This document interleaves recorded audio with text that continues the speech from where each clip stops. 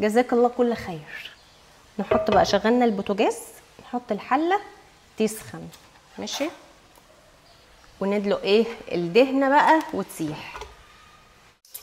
بصوا يا جماعه بقى، الدهنه ساحت اهي ماشي، وبقت زي العسل. في ناس بتسيبها، انما انا بشيلها. ليه؟ احنا ما بنحبش ناكلها. تمام، انا خدت بس سمنتها والطعم بتاعها الزكي، وبعد كده ايه نروح شايلين، عشان انا عندي عيلي اصلا لما بيشوفوا الدهنه بيتعصبوا. هنزل بقى باللحمه على طول كده. بسم الله الرحمن الرحيم. الله الله الله، الحاجات دي والطشات دي بتنزل في القلب والله العظيم.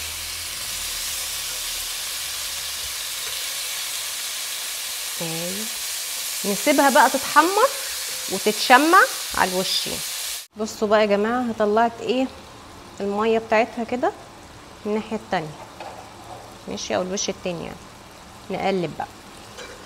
طبعا انا مش بحب موضوع ايه واحده واحده دي، بس احنا ايه، احنا مش فرافير، احنا مش فرافير، احنا بنطبخ ايه حلو كده. قلب قلب قلب. تاخد برضو وش تاني، بس هغطي عليها. نقمع الباميه. اول حاجه نجيب القمع اللي تحت ده كده حته صغننه، ونلفها بقى كده. ايوه ورده. واحنا صغيرين بقى كانت لازم ايه امنا تعمل لنا دي كده. والله العظيم كنا نقعد بقى كده انا واخواتي، نقعد نلزق كده، نطبع زي الطبع كده.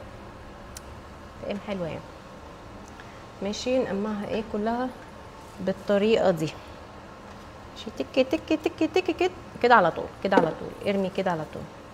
سمي الله كده وابدأي عبال ما لحمتنا ايه تتشوق وتنزل ميتها وتشرب ميتها، نكون احنا ايه خلصنا.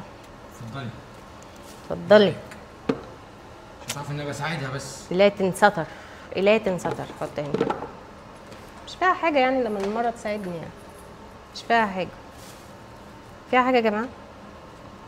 ده النبي عليه الصلاه والسلام كان بيساعد زوجته. يلا ماشي. عشان بس كده هعمل لك 1000 فنجان القهوه بتاعك، بس مش دلوقتي طبعا، اول ما اخلص الباميه.